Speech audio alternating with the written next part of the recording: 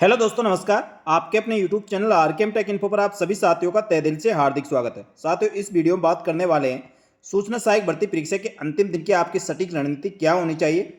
सूचना सहायक भर्ती परीक्षा के टाइपिंग टेस्ट से पहले दोस्तों आप इस वीडियो को पूरा देखें, आपको बहुत कुछ हेल्प मिलने वाली है। और जिन अभ्यर्थियों की स्पीड अभी भी 17-18 के लगभग ही आ रही है, वह अभ्यर्थी इसमें पास हो सकते हैं।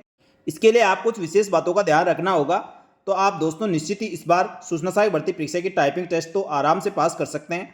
अतः दोस्तों, सूचना सहायक भर्ती परीक्षा के टाइपिंग टेस्ट से पहले आपको किन किन बातों का ध्यान रखना है और क्या सटीक रणनीति होनी चाहिए, इसके बारे में इसी वीडियो में बात करने वाले हैं। इसलिए अंत तक हमारे साथ बने रहें। और जो अभ्यर्थी पहली बार हमारे चैनल पर आए, उनसे अनुरोध रहेगा आप हमारे यूट्यूब चैनल और Telegram group RKM take info को सब्सक्राइब कर सकते हैं। आपको सूचना सहायक के साथ समस्त भर्तियों की जानकारी यहाँ पर मिलती रहेगी। चलो शुरू करते हैं इस वीडियो को। साथ ही इस वीडियो में कमेंट करके जरूर बताएं आप कौन से जिले के निवासी है और कहां से आप सूचना सहायक भर्ती परीक्षा की टाइपिंग टेस्ट देने जयपुर आ रहे हैं। साथ ही राजस्थान कर्मचारी चयन बोर्ड द्वारा सूचना सहायक भर्ती परीक्षा के द्वितीय चरण टंकण गति परीक्षा एंड टाइपिंग टेस्ट आपकी 27/8 से 29/8/2024 को आर्या कॉलेज कुक्कस जयपुर में आयोजित करवाई जा रही है। तो आप दोस्तों सबसे पहले समय का जरूर ध्यान रखें। आपको जो सूचना सहायक भर्ती परीक्षा के टाइपिंग का समय निश्चित है, उससे 2 घंटे पूर्व आपको परीक्षा केंद्र में किसी भी हालत पर पहुंचना है। यानी दोस्तों, जिन अभ्यर्थियों की सूचना सहायक की टाइपिंग प्रथम पारी में है, यानी 10 बजे से आपकी टाइपिंग है, उनको 8 बजे से पहले पहले आपको परीक्षा केंद्र पर पहुंचना है। उसी प्रकार दोस्तों, जिन अभ्यर्थियों की सेकंड पारी में यानी 3 बजे से टाइपिंग टेस्ट है, उनको 1 बजे से पहले पहले संबंधित परीक्षा केंद्र पर आपको पहुंच जाना है। साथ ही जयपुर से बाहर के जो अभ्यर्थी आ रहे हैं, यानी अन्य जिलों से जो अभ्यर्थी सूचना सहायक की भर्ती की टाइपिंग टेस्ट जयपुर देने आ रहे हैं, उनसे अनुरोध रहेगा आप दोस्तों जिस दिन आपकी टाइपिंग टेस्ट है उसके एक दिन पहले आप शाम तक जयपुर पहुंच जाए। तो दोस्तों आप सुबह आपको किसी प्रकार की दिक्कत नहीं होगी और आराम से आप परीक्षा सेंटर पर पहुंच जाएंगे। और जो अभ्यर्थी यदि शाम को चलते हैं और सुबह तक जयपुर पहुंचने वाले हैं, वह इस बात का विशेष रूप से ध्यान रखें। आप ऐसी बस या ट्रेन का चयन करें जो आपको सुबह 5 बजे तक जयपुर पहुंचा दे। क्योंकि दोस्तों अभी बरसात का मौसम है और मौसम विभाग द्वारा हाई अलर्ट भी जारी किया हुआ है कि अगले सप्ताह में भयंकर बारिश आने की संभावना है। तो आप इन सब से बचने के लिए दोस्तों मेरे अनुसार आप शाम तक जयपुर पहुंच जाओगे तो बहुत अच्छी बात रहेगी। क्योंकि दोस्तों सुबह बरसात का मौसम रहा और कई जगह रास्ते भी खराब हो रहे हैं, तो इस कारण आप लेट हो सकते हैं। इस चीज़ का विशेष रूप से ध्यान रखें। और साथियों, जो अभ्यर्थी जयपुर के आसपास के रहने वाले हैं या जयपुर के आसपास के ज़िले से आने वाले हैं और अपने साधन से आने वाले हैं, वह भी उस प्रकार से चले। आपकी परीक्षा का जो टाइम दिया गया उससे 2 घंटे पूर्व आप परीक्षा केंद्र पर पहुंच जाएं। ये गलती कभी ना करें कि मेरा पर्सनल साधन है, मैं तो कैसे भी कर के पहुंच जाऊंगा। आप पहले से 1 घंटे से ज़्यादा का समय एक्सेस लेके चले, जिससे आप आराम से परीक्षा केंद्र पर पहुंच जाए। क्योंकि दोस्तों परीक्षा शुरू होने के 1 घंटा पूर्व कैंपस का गेट बंद कर दिया जाएगा। उसके बाद किसी भी अभ्यर्थी को अंदर प्रवेश नहीं दिया जाएगा। और जो अभ्यर्थी भाग दौड़ करके परीक्षा केंद्र पर पहुंचते हैं, उनकी हालत बहुत खराब होती है और जल्दीबाजी में घबराए हुए होते हैं, जिससे दोस्तों उनकी अच्छा सा पढ़ा लिखा और अच्छे से आपकी टाइपिंग है वह भी खराब हो सकती है। तो इन चीज़ों का ध्यान रखते हुए आप समय का विशेष रूप से ध्यान रखें और निश्चित समय पर परीक्षा केंद्र पर पहुँचें। इसके बाद दोस्तों नंबर 2, आपके पास किसी प्रकार के अनावश्यक सामान नहीं होना चाहिए। और यदि आप बैग या फ़ोन या ऐसी कोई चीज़ लेके जाते हैं, तो परीक्षा केंद्र के बाद उसके लिए दोस्तों व्यवस्था होती है। आप वहाँ पर उसको तुरंत प्रभाव से एग्ज़ाम में जाने से पहले जमा करा दें और जमा कराने के बाद ही अंदर प्रवेश करें। अंदर दोस्तों आपको केवल 4 चीज़ आपको साथ लेकर जानी है। इसके अलावा दोस्तों आपको इसके अलावा कुछ भी नहीं लेकर जाना है। आपको सबसे पहले दोस्तों आपका ई प्रवेश पत्र आपके पास होना चाहिए और 2 प्रति में आपको ई प्रवेश पत्र लेकर जाना है। नंबर 2, आपके पास नवीनतम रंगीन फोटो होनी चाहिए जो 2.5 गुना 2.5 सेंटीमीटर के साइज की होनी आवश्यक है। इसके अलावा दोस्तों नंबर 3, आपके पास नीला बाल पेन होना चाहिए और वह पेन पारदर्शी होना चाहिए। नंबर 4, आपके पास मूल पहचान पत्र होना चाहिए, जिसमें दोस्तों आधार कार्ड सबसे फर्स्ट है। आधार कार्ड आपके पास होना चाहिए जिसमें आपकी जन्म तारीख होनी चाहिए और 3 साल से पुरानी आपकी उस पर फोटो नहीं होनी चाहिए। ऐसा आपका आधार कार्ड आपके पास होना चाहिए। और उसके साथ यदि आपके पास आधार कार्ड नहीं है, तो ऐसा पहचान पत्र जिस पर आपके फ़ोटो और जन्म तारीख अंकित है, जैसे लाइसेंस हो गया, पासपोर्ट हो गया, वोटर कार्ड हो गया, ऐसा कोई प्रमाण पत्र यानी उसकी मूल प्रति आपके पास होना आवश्यक है।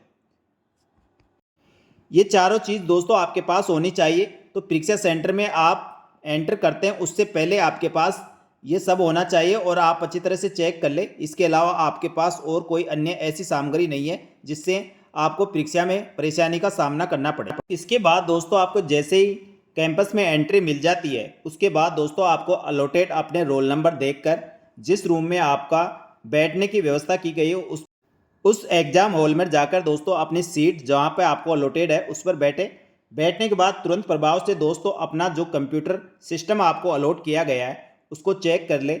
उसका माउस सही तरीके से काम कर रहा है या नहीं, कीबोर्ड कैसे काम कर रहा है, कीबोर्ड की सारी कीज़ काम कर रही है नहीं। उसके अलावा दोस्तों आपके मॉनिटर में और सीपीयू में इंटरनेट और लाइट की व्यवस्था प्रॉपर है, ये सब चीज़ चेक करें। इसमें आपको दोस्तों किसी प्रकार की कोई भी कमी लगती है, छोटी सी कमी भी हो तो दोस्तों आप तुरंत अपने इन्विजिलेटर से संपर्क करके उसको सही करवाएं। क्योंकि दोस्तों जब एग्ज़ाम शुरू हो गया तो आपका कोई कुछ भी नहीं सुनेगा और आपको फिर पछताना पड़ सकता है। इसलिए ये सब चीज़ें आप पहले चेक कर ले।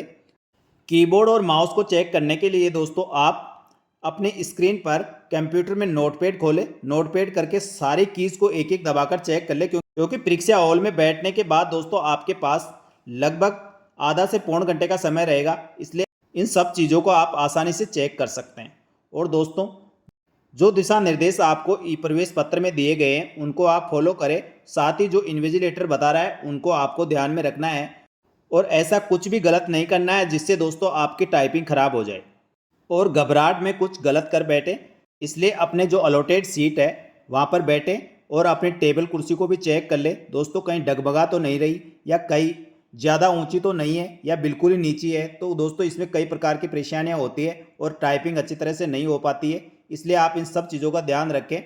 इसमें दोस्तों कुछ भी आपको गलत लगता है तो तुरंत अपने इन्विजिलेटर से बात करके और उसको सही करवाने का प्रयास परीक्षा शुरू होने से पहले करवा लें।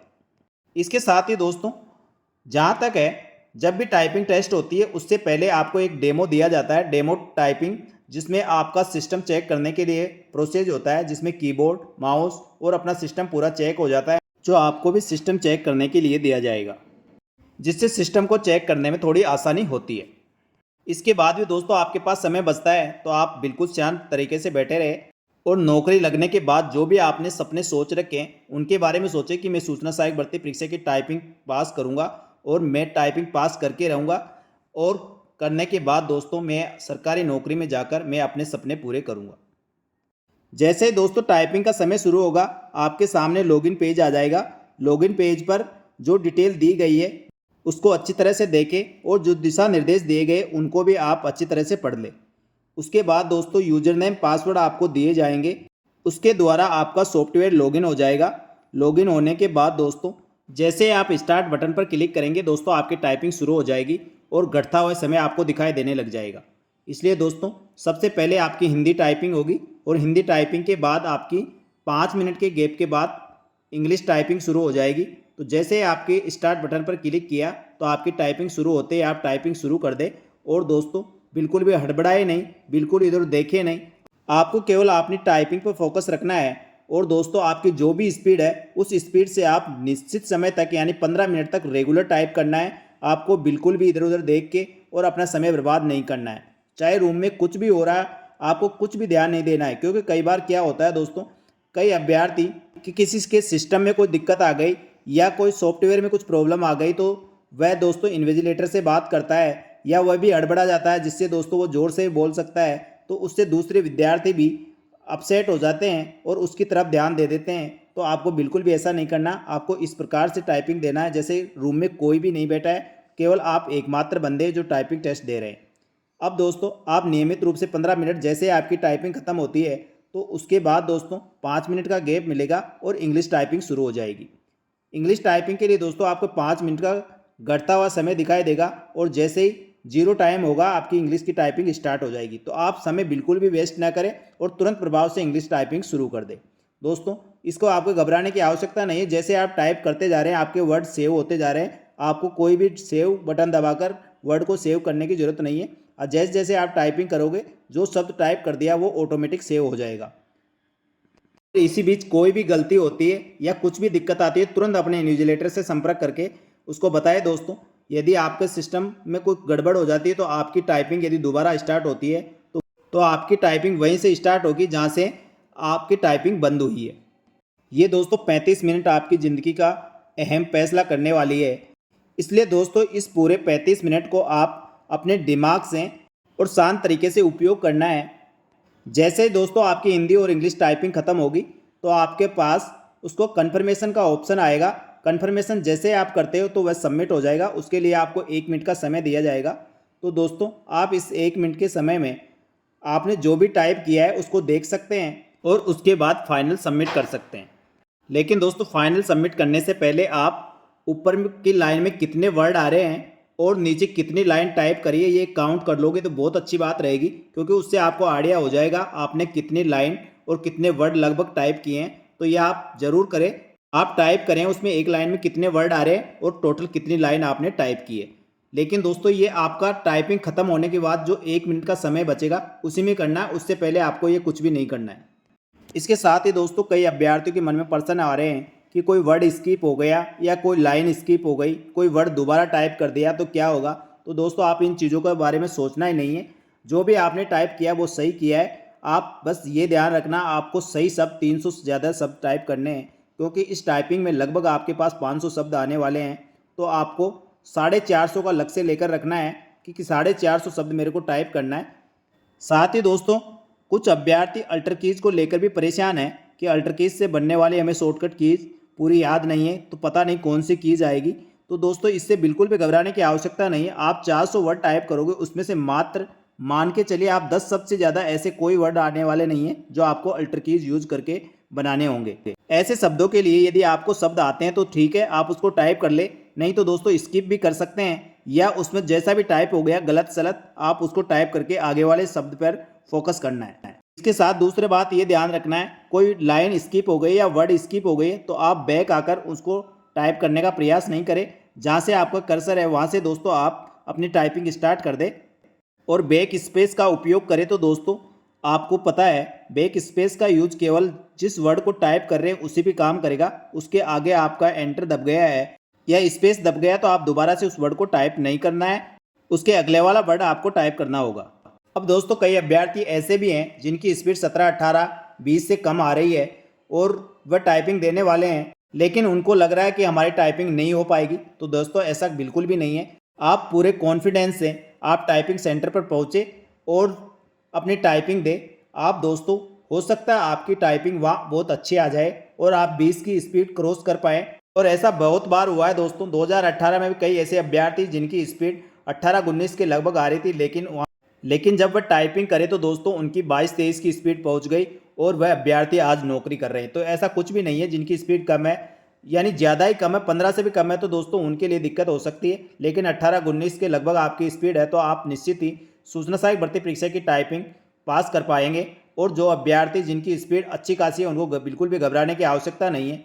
कई बार क्या होता है दोस्तों जिसकी स्पीड 25-30 की है लेकिन वहाँ पर कुछ ऐसा कर बैठते हैं जिससे पूरी तरह से घबरा जाते हैं और अपनी टाइपिंग ख़राब कर बैठते हैं और उनकी स्पीड 20 से भी कम रह जाती है और वह टाइपिंग में फेल हो जाते हैं।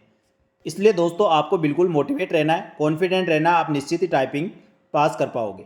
दोस्तों अब मैंने आपको इसमें 5-6 बातें बताई, उनका विशेष रूप से ध्यान रखें। सबसे पहले आपको समय का ध्यान रखना है, बिल्कुल समय पर आपको पहुँचना है। उसके लिए आप जो भी उचित व्यवस्था कर सकते हैं वह करें। उसके बाद दोस्तों आप परीक्षा केंद्र पर पहुँचे तो आपको अपने ई प्रवेश पत्र, आपको एक रंगीन फ़ोटो और नीला बाल पेन और आपके एक आधार कार्ड आपके पास होना चाहिए। आधार कार्ड की ओरिजिनल प्रति आपके पास होनी चाहिए। उसके बाद दोस्तों आप टाइपिंग पे बैठे तो आपने सिस्टम को अच्छी तरह से चेक कर ले और जब सिस्टम पर टाइपिंग शुरू हो जाए तो आपको पूरे 15 मिनट टाइप करनी है हिंदी की और पूरे 15 मिनट ही आपको इंग्लिश की टाइपिंग करनी है। आपकी स्पीड चाहे कुछ भी आ रही हो आपको पूरा 35 मिनट आपको देनी है। और उसके बाद जब फाइनल सबमिट करें तो दोस्तों एक बार आप ऊपर के वर्ड लाइन में कितने बैठ रहे हैं और कितनी लाइन आपने टाइप की है ये काउंट कर सके तो दोस्तों लास्ट की जो 1 मिनट आपको वेरीफाई करने के लिए होती है उसमें कर सकते हैं। अन्यथा आप बिल्कुल भी इस पर ध्यान न दें। यदि आप काउंट कर लेते हैं तो दोस्तों आपको अनुमान हो जाएगा आपने कितने वर्ड और कितनी लाइन टाइप की है। इसके बाद दोस्तों आपको जो भी पासवर्ड दिया गया है वह डाल के इसको फाइनल सबमिट कर सकते हैं। इस प्रकार दोस्तों सूचना सहायक भर्ती परीक्षा की टाइपिंग टेस्ट देने से पहले आपको पूरी तरह से तैयार रहना है और पूरी सटीक रणनीति अपनानी है। और उस रणनीति के अनुसार ही आपको टाइपिंग टेस्ट देना है। साथियों, मेरे द्वारा दी गई जानकारी आपको अच्छी लगी तो वीडियो को लाइक जरूर करें। साथ ही हमारे यूट्यूब चैनल और टेलीग्राम ग्रुप को ज्वाइन कर ले। आपको सूचना सहायक भर्ती परीक्षा के आगे के चरण, दस्तावेज सत्यापन व इससे आगे ज्वाइनिंग तक की आपको समस्त अपडेट हमारे यूट्यूब चैनल और टेलीग्राम ग्रुप पर मिलती रहेगी। साथ ही अन्य भर्तियों के संबंध में नवीनतम ताज़ा अपडेट हमारे टेलीग्राम ग्रुप व यूट्यूब चैनल पर आपको मिलती रहेगी। धन्यवाद। जय हिंद, जय भारत।